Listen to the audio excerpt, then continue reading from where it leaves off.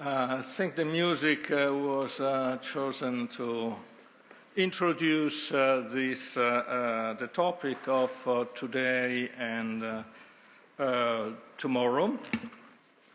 First of all, let me welcome you to the island of San Giorgio, to Fondazione Cini, also on behalf of Gianfelice Rocca, who is the president of the Fondazione.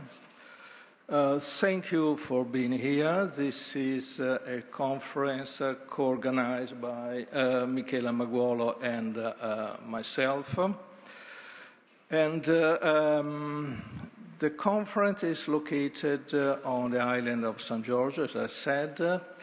Just for those of you who are here for the first time, for more than 1,000 years, there was a Benedictine monastery on this island, and for many centuries this island was very much important in the history of Venice. Then in 1806, during the Napoleonic period, the monastery was shut down, and this became a public property used mostly for military purposes. 75 years ago, Vittorio Cini, an industrialist but a man devoted to culture, decided to ask the Italian government to have on lease this property, the island. This is public property belonging to the Italian government. And Vittorio Cini started this foundation with the aim of promoting humanistic studies, fostering the dialogue across countries, but also across disciplines. And he also wanted to contribute to the cultural life of Venice. So the foundation focuses on art, music, theater, the history of Venice, but also on the dialogue, the cultural dialogue between different religions, civilizations. We have a number of institutes carrying out, organizing conferences, exhibitions, concerts. There are libraries, archives, and art collections. Over the last 75 years, the foundation hosted a number of events, very many events, attracting scholars, scientists, and artists from all over the world. While the core focus, the traditional focus, was on humanities, over the years the Fondazione Cini addressed frequently scientific issues, in particular the role of science, the relationship between science and culture.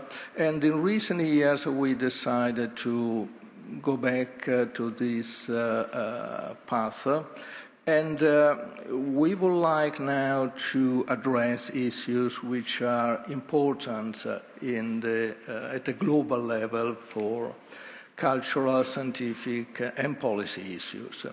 At the end of 2024, there was an interesting conference on global health in the age of artificial intelligence. The proceedings were published, and some you can find them on the table there. Last November, Michela and myself organized a conference on democracy and pandemics, focusing on pandemic preparedness.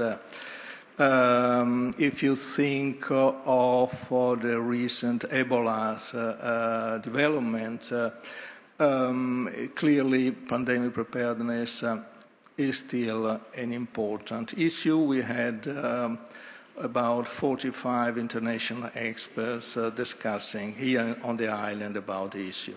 And we are going to publish the proceedings in September.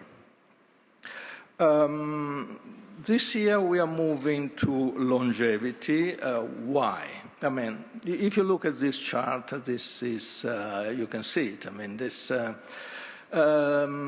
living longer is a new development. I mean, you can see that since the second part of the 19th century,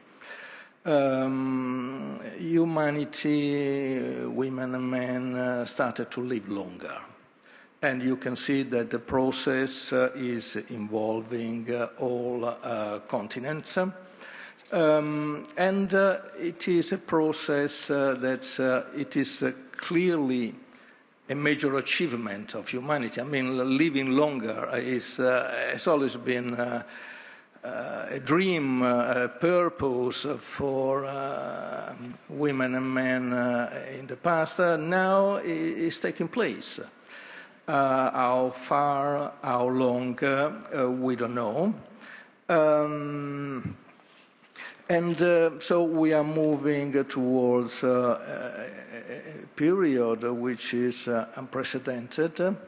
And there are obviously opportunities for us to living longer, but there are also challenges, and we believe that this issue should be addressed from all its sides, the medical side, and then the social, economic, political sides, the cultural, philosophical sides. I mean, this. We are going to organize 3 main conferences. This one focusing on inequalities, and then in November we will have 2 more conferences. A smaller one, a morning actually, in Italian. The Italian title is The Art of Life in the Times of Longevity. And we will have 3 important speakers here. Then in November we will have the main conference, Humankind and Longevity, and we plan to have about, again, 45 speakers. In parallel, we are producing 6 podcasts in which we will interview, we are interviewing 6 Italian personalities, politician, banker, a scientist, a writer, a philosopher, and a religious leader. In parallel, again, the Institute of the Foundation are carrying out research programs, organizing conferences, concerts, and one key aspect of this activity is focusing on the creativity of elderly artists, musicians, playwrights. Another line of work is about the Venetian gerontocracy. I mean, Venice, the Republic, had for several centuries the leader of Venice were relatively elderly. You would become Doge at 70, 75, even 80. The Doge who turned the Third Crusades to Byzantium, Constantinople now, when he got there, he was, I think, 87, 88. So this is what we are planning to do this year. Now let me turn to inequalities. I think here there are 2 important dimensions. First, inequality in life expectancy, and then inequality in the quality of elderly life. So there are 2 related dimension. We know that life expectancy in the world is still very much unequal, and this applies also at the national level. And Many of you are experts in social security, pensions, and health, and we know that over the last century, public pension schemes, together with the provision of health and welfare services, contributed to reducing income inequality among the elderly and lowering the risk of poverty, but we know that there are still problems there. If you look at this chart, you can see that there is a positive relationship between life expectancy and the per capita GDP, economic activity in the different countries. Italy in this chart is not indicated, but it is very close to Japan. As you know, Italy is one of the countries where life expectancy in the world is relatively high, together with Japan and a few other countries. You can also see that there is a lot of dispersion here. If we move at the national level, we have the same indications. Here I'm using a slide in a paper by Paul Bingley. Where is Paul? I thank him for his for this charter. I think Paul will tell us more. He's the first speaker, so he will tell us more about his results. But I found this chart particularly telling about the fact that in European countries, Denmark, this is the case, you live longer if your income is higher, if your wealth is higher, if your education is greater, and so on and so forth. And but I think Paul will tell us more about that. But I think this is really a telling chart. Lifespan inequalities are declining, but they remain relevant. You can see that in this chart. Then moving to the quality of life of elderly citizens, to the income, we know that there are still relevant differences. This is a chart from the OECD, a recent OECD report, and it shows that the risk of poverty for the elderly is particularly relatively high. This applies particularly to the very elderly. If you look at the black dots here, referring to citizens over 76 and over, you can see that the risk of poverty for them is really relatively high. Then there are differences in the access to health care for the elderly. This is from an Italian report by our National Institute for Health based in Rome. It tells us that this is about people giving up medical tests, not using, let's say, medical facilities and tests.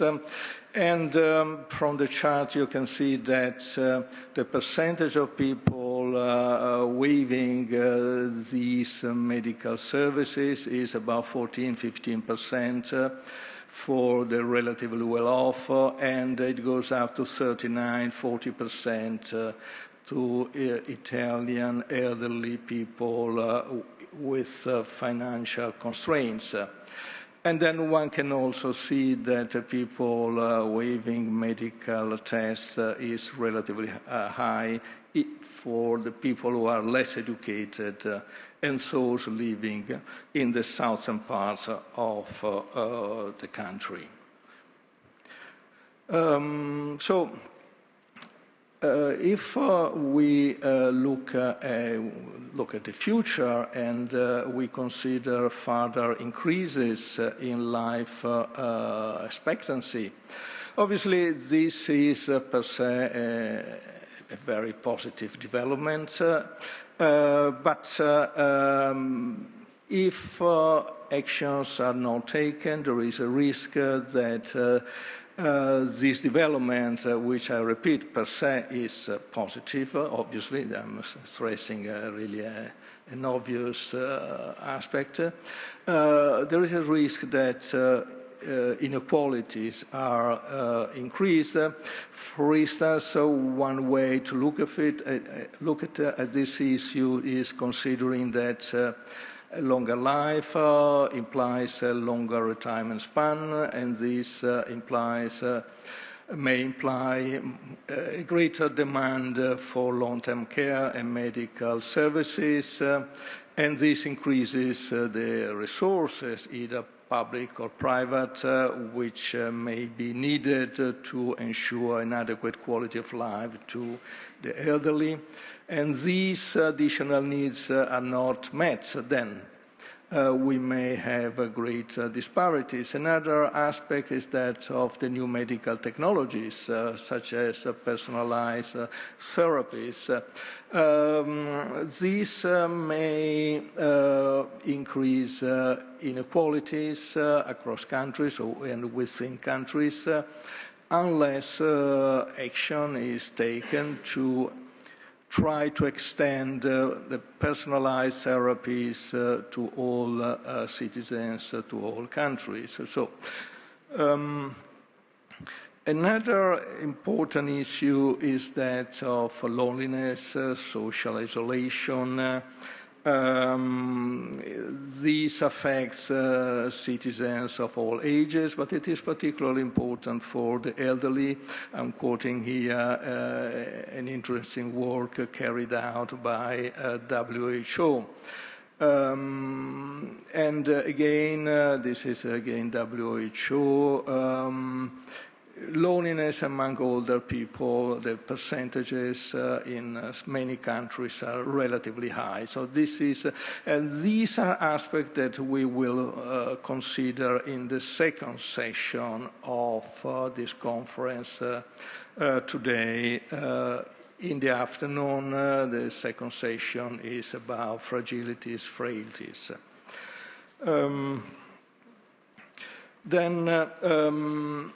So, moving to the conclusion, inequality related to longevity is an important policy issue. On one side, we know that addressing inequalities in life expectancies requires broad actions in terms of medical prevention, welfare and medical care, and also education and healthy lifestyles. Then the other aspect, addressing inequalities in the income and welfare of elderly people requires a good pension system, good health care, and efficient welfare schemes. And so to sum up, a longer average life expectancy raises policy challenges and also ethical challenges. How can we prevent greater disparities? Which reforms and innovations are necessary? Should we think again about the definition of equity underlying the design of our pension, health and welfare schemes? And then how to deal with the developments in the medical sectors, for instance, personalized medicine. The conference is structured in 3 sessions. The first one on the sources of inequalities, then we will deal with trends in life expectancies and the factors determining inequalities in longevity. Second session about the different multiple dimensions of frailty. We'll consider the medical, economic and social aspects of vulnerability in old age. Third session is dedicated to policy responses, what we should do to make sure that living longer does not imply living in a more unequal context at the national and international level. So this is an introduction to the discussion we will have today and tomorrow. You will all have 20 minutes for your presentations. There will be time for discussion after each session, and you are all invited to contribute to the discussion. We hope that these 2 days will give us an opportunity to better understand all these aspects. Then let me mention that we would like to publish the proceedings and to have your contribution and then print them. Let me, before getting started, thank all of you for being here, and the whole those on our side who contributed to organize this conference. The colleagues in logistics, communication, administration within the Fondazione Cini, Mrs. Poserina sitting there, who has been doing a great job. And let me finally mention that this is a conference co-organized by the two of us, and if we think in terms of ownership about this conference, I think Michela has 51% of the shares in terms of contribution to selecting speakers, structuring the discussion, and also designing this conference. So, having said that, I would like to ask, if Michela agrees, I would like to ask the three colleagues to come here, and so we get started.